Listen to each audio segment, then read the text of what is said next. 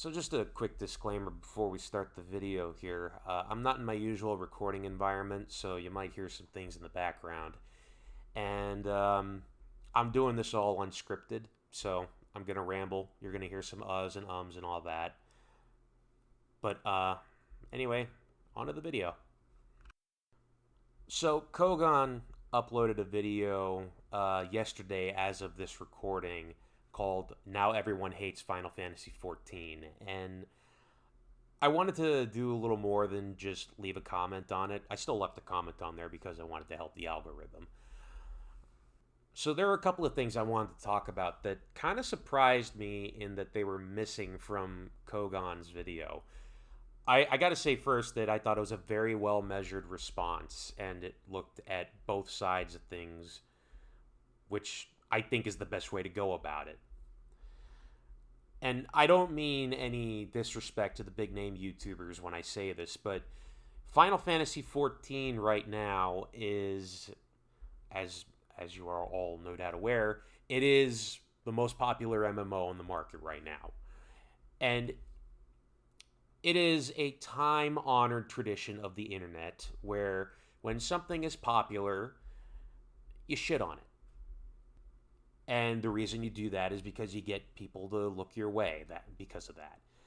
Now, like I said, I don't mean any disrespect to anybody who says that the Endwalker patch cycle has been bad. I personally think it's been all right. I agree that, it definitely could have been better, but it kind of goes into my other point that I wanted to bring up, and that's that the dev team for 14, after Endwalker launched, they started working pretty heavily on Final Fantasy 16. If you look at how the media cycle went for after Endwalker launched and things started to calm down, especially after they got the servers up and running and not dying from success, they were, Yoshi P especially was really talking heavily about Final Fantasy 16. A lot of the interviews that he was doing was about 16. Now, of course, he was also talking about doing a collaboration with the producer of 14, which, I think a lot of us are still waiting on, but I digress.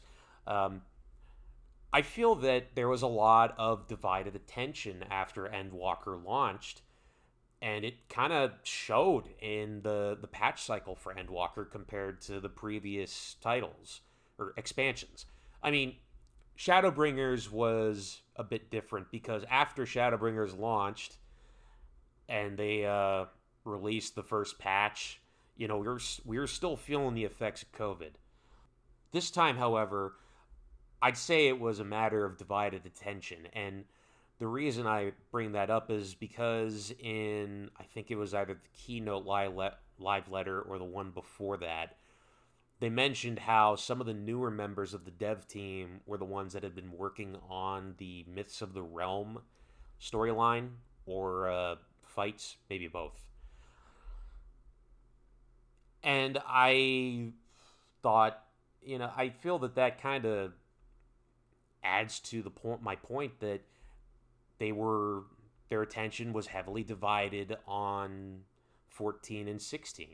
Not everybody, mind you, but still, there are some big names in addition to Yoshi P that were working on 16, and it was a completely different beast compared to the MMO that they've been working on for 10 years now.